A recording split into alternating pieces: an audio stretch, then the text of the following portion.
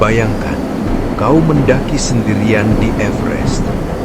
Udara tipis, tubuhmu hampir mati. Tapi tiba-tiba, kau merasa ada seseorang berjalan di samping. Siapa yang menuntunmu di Death Zone? Di Gunung Everest, banyak pendaki mati.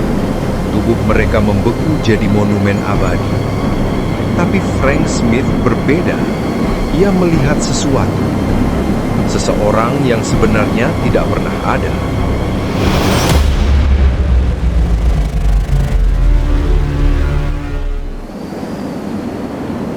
Gunung Everest, atap dunia, setinggi hampir 9.000 meter.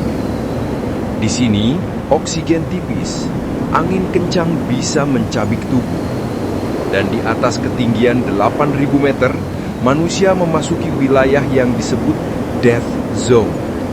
Tempat di mana batas antara hidup dan mati kabur seperti kabut salju. Tahun 1933, seorang pendaki asal Inggris, Frank Smith, mencoba menaklukkan Everest.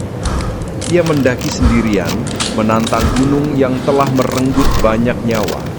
Tubuhnya gemetar, nafasnya berat. Setiap langkah seperti menembus dinding tak terlihat. Namun, ia terus maju, seolah ada sesuatu yang memanggilnya ke puncak. Di ketinggian 8.000 meter, dunia terasa asing.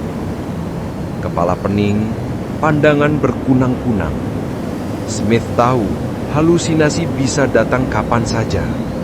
Namun apa yang ia alami lebih dari sekadar bayangan samar. Ya, ia yakin seseorang berjalan di sampingnya. Seorang pendaki tak dikenal, langkahnya tenang, selalu di sisi Smith. Ia begitu nyata, sampai Smith mencoba berbagi makanan dengannya. Aku tak sendirian di sini. Kau ada di sampingku, bukan? Smith duduk di salju, membuka ransel. Ia mengeluarkan kue manis kecil dan mengulurkannya ke arah kosong di sampingnya. Ambil ini. Kau butuh energi lebih dari aku. Kita akan sampai bersama-sama. Namun, yang ia beri hanyalah ruang kosong. Tak ada tangan lain yang menyambut. Hanya badai salju dan satu set jejak kaki milik Smith sendiri. Smite. Smite.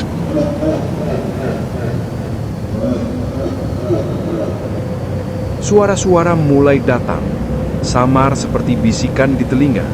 Smite. Smite. Jalan terus. Siapa kau? Mengapa kau membantuku? Apakah kau juga ingin mencapai puncak? Smith menoleh, hanya badai putih di sekelilingnya. Namun ia merasa ada yang menuntun, ada yang menjaga langkahnya. Tak ada jawaban, hanya angin yang berputar menyerupai suara manusia. Di tengah sepi, Smith terus berbicara. Ia benar-benar yakin ia tidak sendirian. Dalam catatannya, Smith mengaku ia bisa merasakan keberadaan pendamping itu. Begitu dekat, seolah bahunya hampir bersentuhan.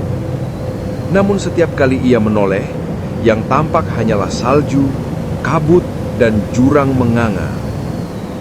Apakah itu malaikat penjaga, arwah para pendaki yang gugur, atau sekadar halusinasi karena otak kelaparan oksigen? Frank Smith akhirnya selamat turun dari Everest, meski gagal mencapai puncak. Namun kisahnya meninggalkan misteri yang abadi.